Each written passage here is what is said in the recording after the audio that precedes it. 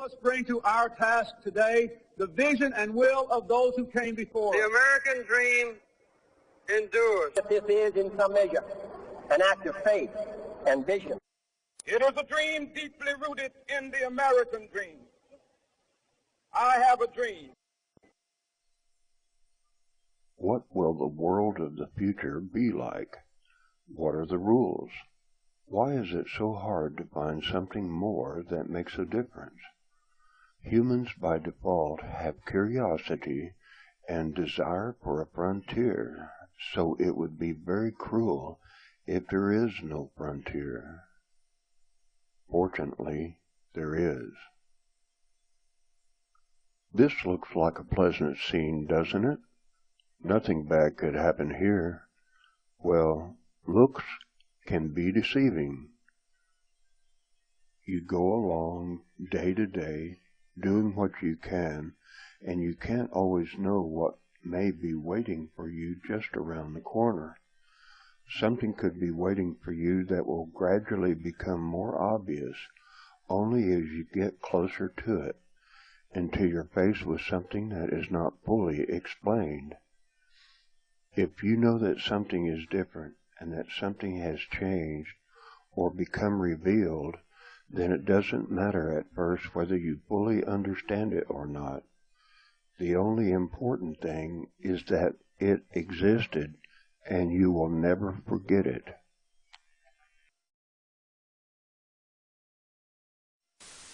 Hello and welcome to the world of the future.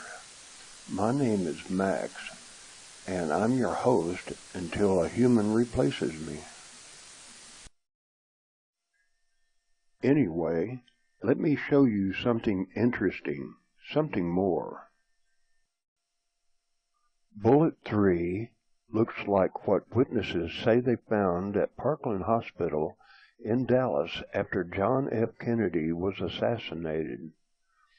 Bullet 2 was test-fired into the wrist of a human cadaver. Bullet 1 is what the U.S. government says was found at Parkland Hospital, and that it passed through two people, smashing their flesh and bones along the way and ending up like what you see. Is that possible?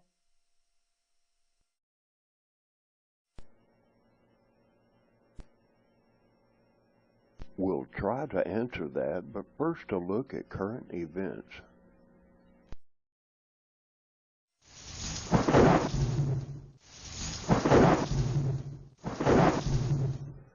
If you want something amusing and interesting to do, then check out the Church of the Subgenius. This parody church was created in Dallas, and they offer you the chance to quickly become an ordained minister. Here are some other websites that you can Google for, and they are habit forming.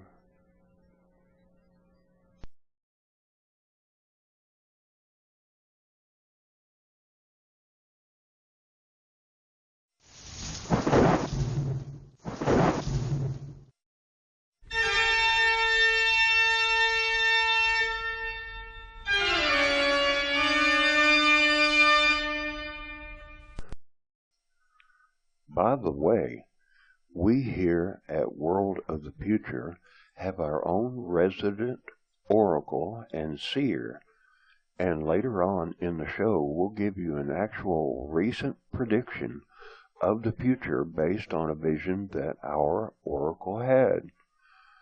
You can even help us make the prediction based on his symbolic visions. You be the psychic. You be the oracle. You be the seer. You decide.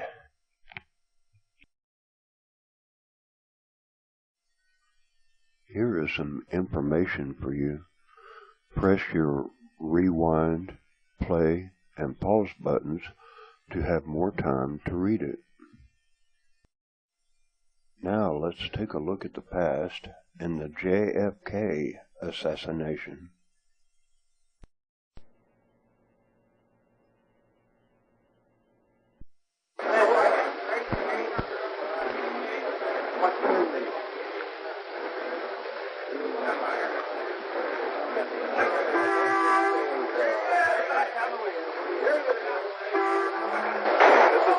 basement floor of the Dallas City Hall, and that's a scuffle on the basement floor. It seems concerns the park. He has been shot. Oswald has been shot. United States President John F. Kennedy was killed, and Texas Governor John Connally was wounded while riding in an open car in Dallas, Texas on November 22, 1963. The Warren Commission, which investigated the assassination, reported that Kennedy and a police officer named Tippit were killed and Connally was wounded by a single person acting alone named Lee Harvey Oswald. The commission said that 3 empty rifle casings were found on the 6th floor of the Texas School Book Depository building, from where Oswald fired 3 shots. One of those shots was a miss. Another shot wounded Kennedy and Connally at the same time, and the third shot fatally wounded Kennedy in the head. Many people say that the Warren Commission was wrong and that people other than Oswald were involved.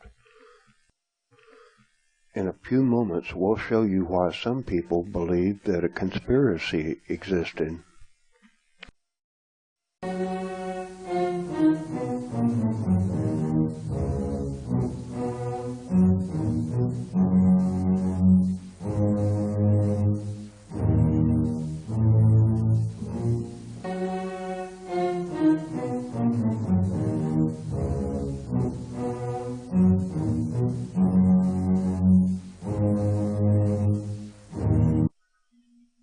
Some people say there was no conspiracy, but other folks smell a rat.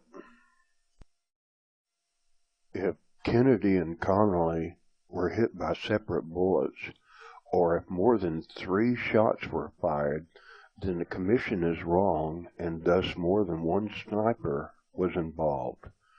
If the angle of the shot that hit JFK in the back is not 17 degrees, as the commission said, or if the fatal head wound to JFK was not fired by Oswald, then multiple snipers were involved.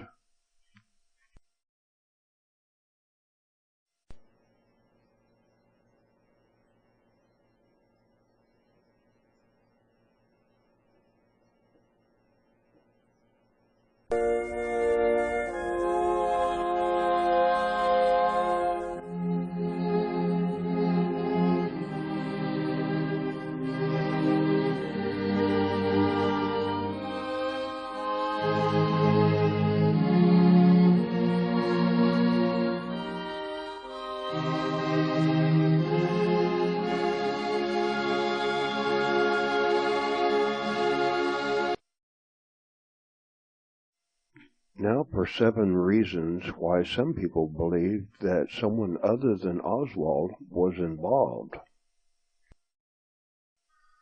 Scientific paraffin tests performed on Oswald's face were negative, showing that he had not fired a rifle that day. The Warren report says that this bullet went through Kennedy and Connally.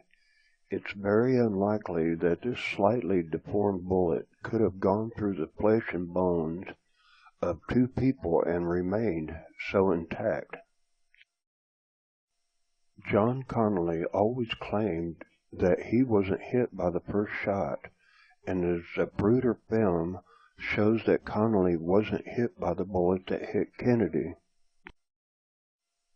A partial palm print of Oswald was found on the sniper's nest rifle, but part of this print was under the rifle stock, and this means that this print predated the assassination. The Warren report stated that a bullet entered Kennedy's back at a 17-degree angle and came out of his throat, like you see in the drawing on the screen. The wound in his back, however, was actually much lower, as you see here, and such a bullet would have exited from JFK's chest, not his throat. Such a bullet would have to follow the impossible path you now see on the screen in order to hit Connally where a bullet actually hit him. In the picture you now see, Arlen Specter of the Warren Commission is using a pointer to show the path of the bullet that went through Kennedy and Connally. You can see that the car and the background images in this picture are approximately horizontal and that the angle of the bullet is exactly 17 degrees. The only thing wrong is that Kennedy was actually hit where you see the little yellow dot as shown here. Any 17-degree angle bullet would have followed this path, exiting out JFK's chest instead of his throat.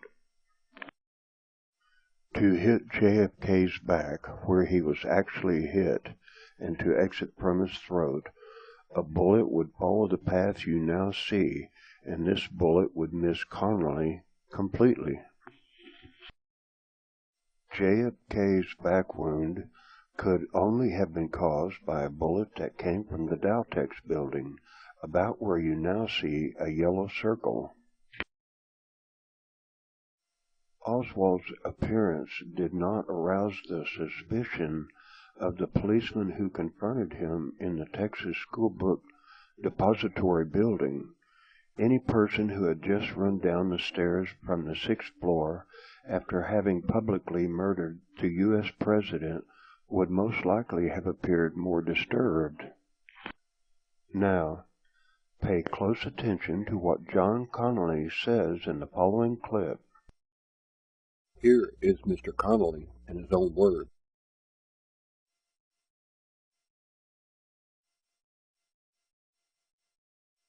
But unquestionably, when the first shot was fired, I recognized it as a shot. I thought of nothing else but that it was a rifle shot.